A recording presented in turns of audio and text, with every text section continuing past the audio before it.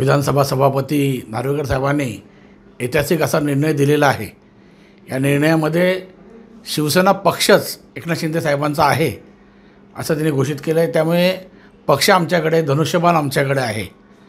त्याचबरोबर जे 16 अपात्र आमदाराबद्दल जेवढे विरोधक जे कुलेखाई करत होते, तो निर्णयसुद्धा एकनाथ शिंदे साहेबांच्या बाजूनी काल लागलेला आहे। मी एवढंच बोलेल, मुद्दई लाख बुरा चाहे तो क्या होता है, वही होता है जो मंजूर खुदा होता है। त्यामुळे देवाला जे मान्य आहे ते एकनाथ शिंदे साहेबांनी घडवून आणलेलं आहे आणि त्यामुळे अशा पद्धतीने विरोधकांनी कोलेकोई करणे बरोबर नाही आहे।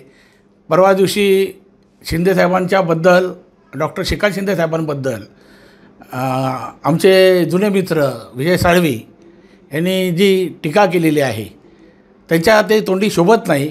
कारण काय, एकनाथ शिंदे साहेबांनी त्यांच्यावर जेवढे उपकार केले आहेत तेवढे कल्याणमध्ये कोणावर उपकार केलेले नाही आहेत।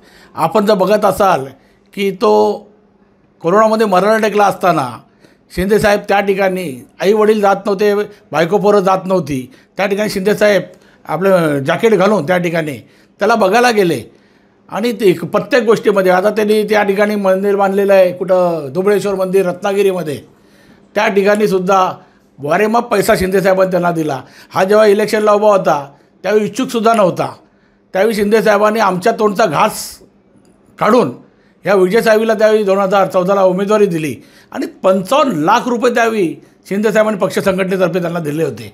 त्यांच्यावर अनेक उपकार एकनाथ शिंदे साहेबांच्या असतानासुद्धा हा जो नागोबा जो आहे, हा नागोबासारखा साहेबांना डसतो आहे, हे आम्हाला पटत नाही आहे। आम्हाला खूप काही बोलता येतं त्याच्या विरोधात। त्यांनी एकनाथ शिंदे साहेब आणि श्रीकांत शिंदे साहेबांच्या विरोधात कुठल्याही पद्धतीचे आरोपपत्र करू नये, अन्यथा आम्ही जेव्हा मैदानात उतरू त्यावेळी त्याला पळताभुई कमी करून टाकू, अशा पद्धतीने त्याला या ठिकाणी मी शह देऊ।